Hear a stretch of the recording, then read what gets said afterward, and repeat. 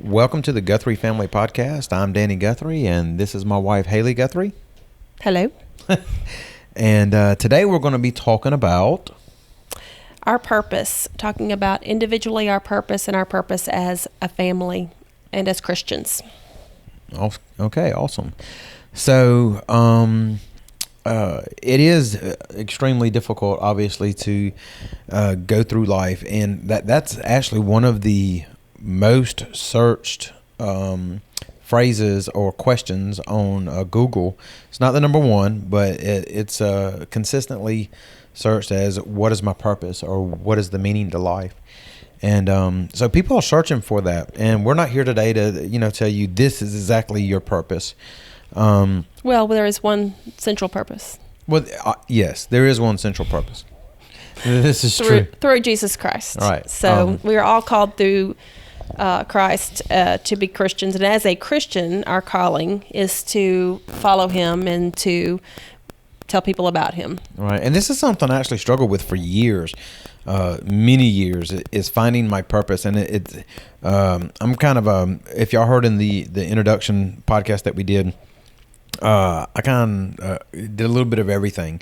I didn't elaborate much, but I've done a little bit of everything. And I was always trying to figure out just what was I meant to do. And it wasn't actually until recently that I've finally understood what I was meant to do and what my purpose is. Anyway, it's a huge thing for people to try to figure out what their purpose is, and most of the time it revolves around what you're wanting to do for a living. Like, if I could find my purpose, it always revolves around like your job or your money, and in reality, that's not your purpose. That's not what's going to make you happy. As we talk about this, are you talking about my smacking? I caught myself doing that. So, one of the things that helped me find my purpose, I started studying happiness. And Haley had actually said one time, we were having a discussion about people that had a lot. They nothing's wrong with having a lot, but they had a lot, and they were always going on vacations and boats and cars and all this kind of stuff. And I think I had said something like, they're happy. And Haley said that they're not truly happy. They don't have joy. And I said, well, I think they do. And she said, no, it's impossible for them to have joy because they're not professing Christians. And I struggled with that for a while. But as I studied the scripture and as I actually really, really thought about it, what she said was completely true. So a lot of you are not going to agree with this, but one of the things that I finally began to understand is that it is impossible to have joy without a personal relationship with Jesus Christ.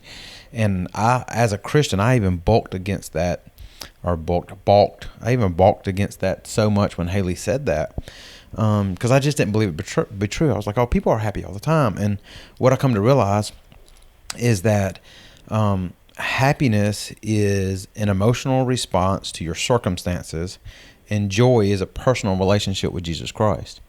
So there's a difference there. That's the reason everybody's searching for happiness. And if they think that new boat or that new car or that new house or this new iPhone or whatever is going to make them happy, and it does temporarily. But if you notice, most of them they don't stay happy. And I think one of the biggest things is the money. You have all these people that are wanting to get rich or win the lottery or whatever because they think it's going to make them happy. And at some point it will, but that happiness, it won't last. It's fleeting.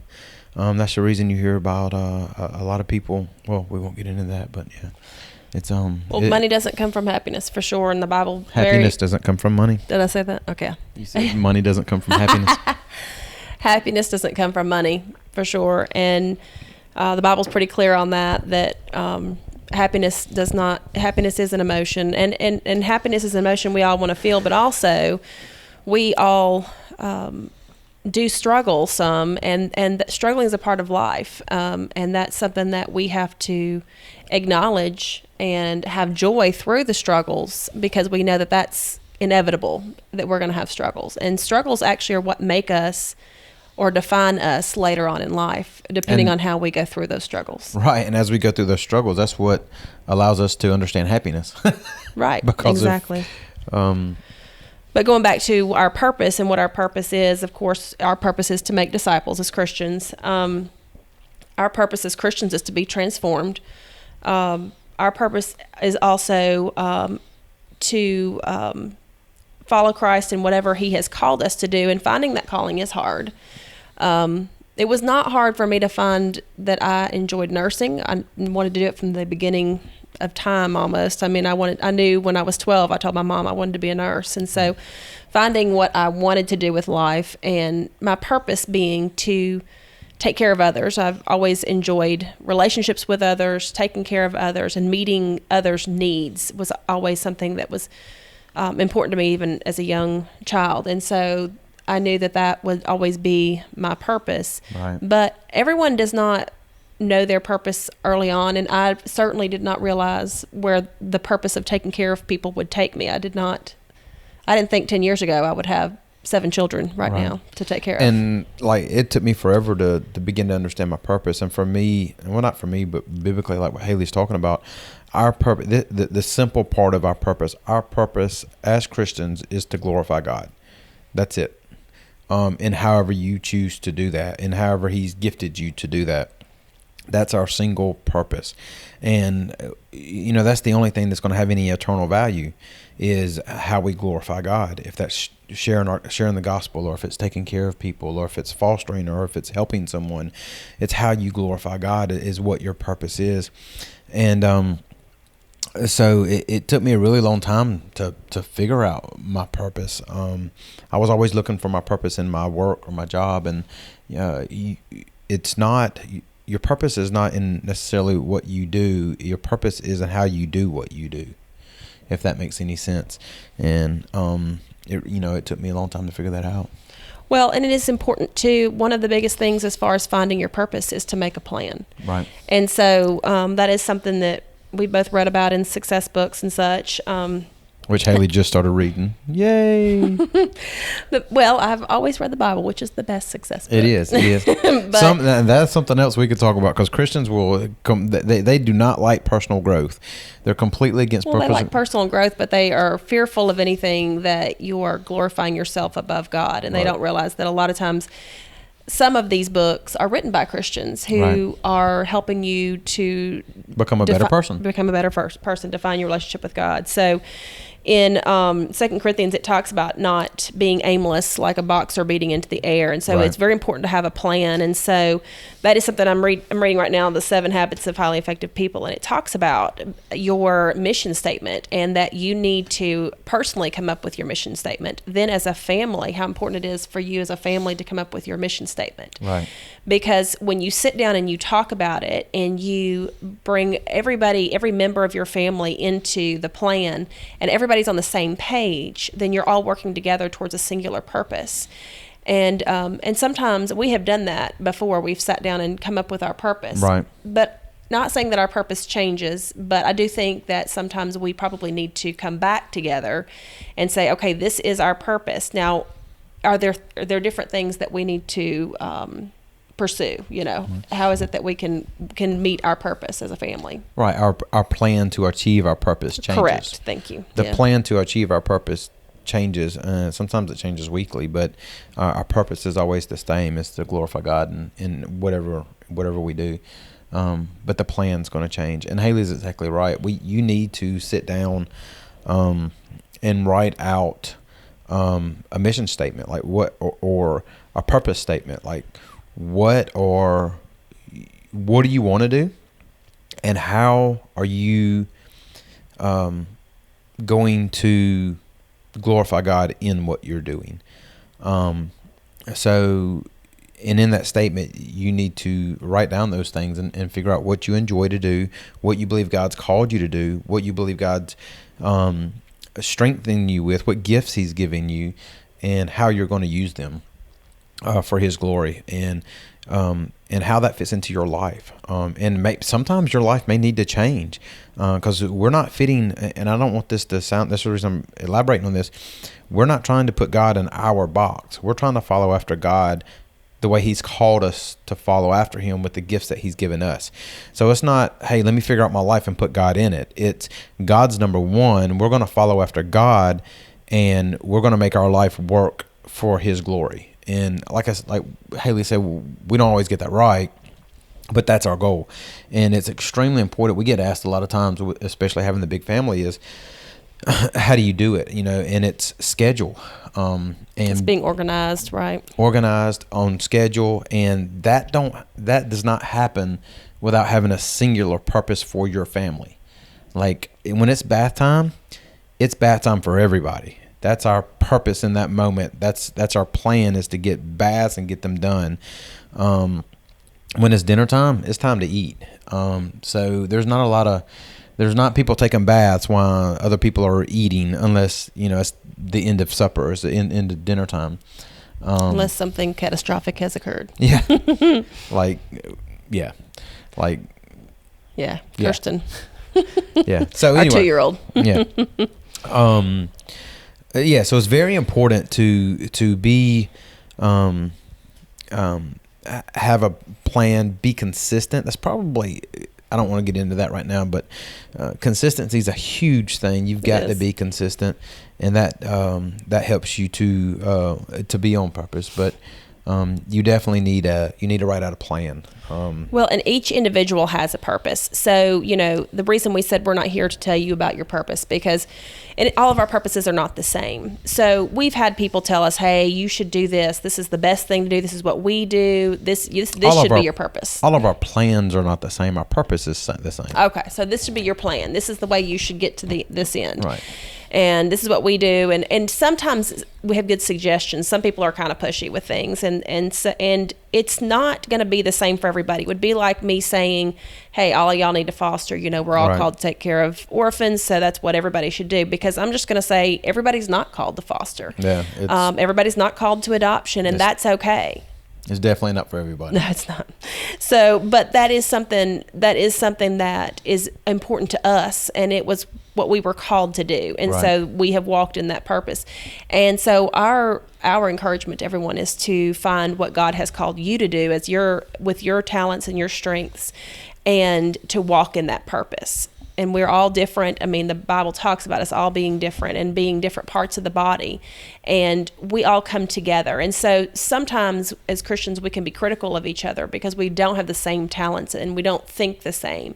It's really important for us as Christians, to have compassion for others and understand that everybody doesn't think like us, and everybody has different talents and different purposes, and everybody is not going to get to our conclusion the same way we did. And that's okay, because as long as we all share the same purpose, in purpose, then our plans may be different.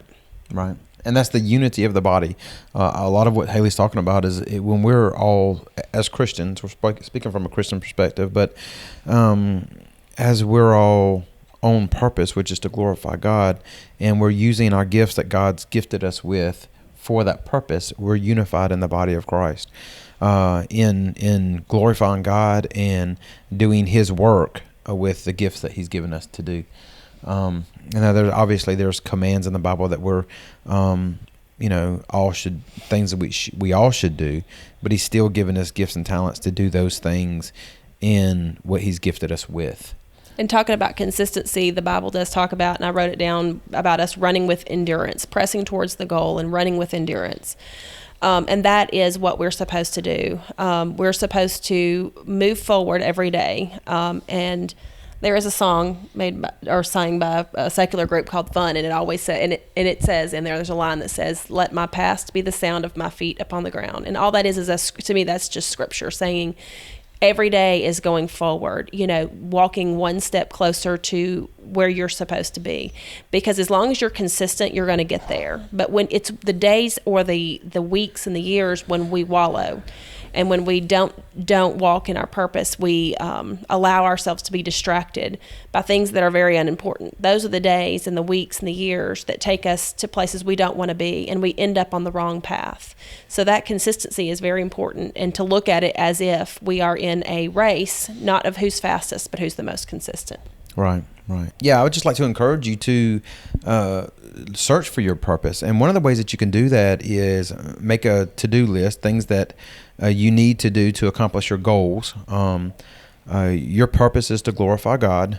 So the purpose part is easy. The plan part and the gifts part can sometimes be more difficult. Laying out a plan with the gifts that God gave you to meet that purpose, in whatever work it may be, or whatever, fun stuff it may be, whatever it may be, so that you can reach the goal and be on purpose with your life, because you'll live a much happier life being on purpose. And through a relationship with Jesus Christ, you'll have joy. But one of the things I want to encourage you with is not only make a to-do list. You write down your goals. You make a to-do list on how to accomplish those goals.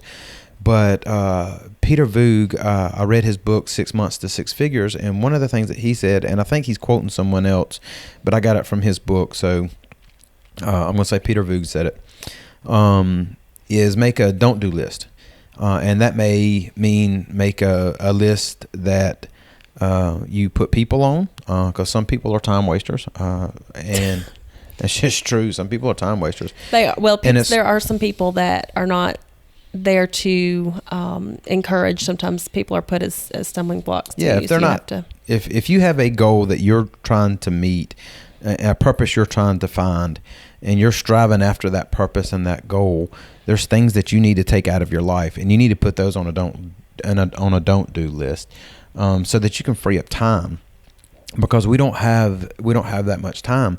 So we need to free up as much time as we can so that we can plug in the things, the to-do list that we need to do, set times for those, and work that list so that we can accomplish our goals and be on purpose and live a happier life. With our life with 7 kids, obviously, and everything that we do, we had to cut out a lot. There's a lot of stuff that we had to cut out, and cutting out is very difficult. We didn't cut any people out, though.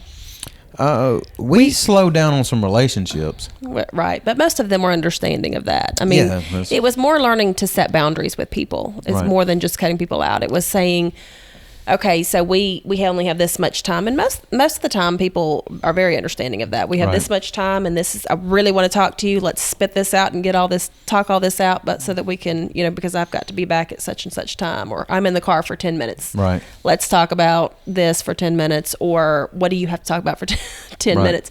But yes, I mean, so it was definitely more of a time management and taking out things that really, I mean, there's times when we need to rest and decompress, but, is it necessary to spend days and days watching television and all that? The answer is no. I mean, and we don't really watch a whole lot of television and compared to a lot of people, because we just don't have time. But that is one thing that does not always help accomplish your purpose. Right. And that may go on your don't do list, is cut out an hour of TV. Right. That may be part of your don't do list, and so that you can spend that time helping, moving forward to accomplish your goal. Reading a book. Reading a book is a very good thing to do.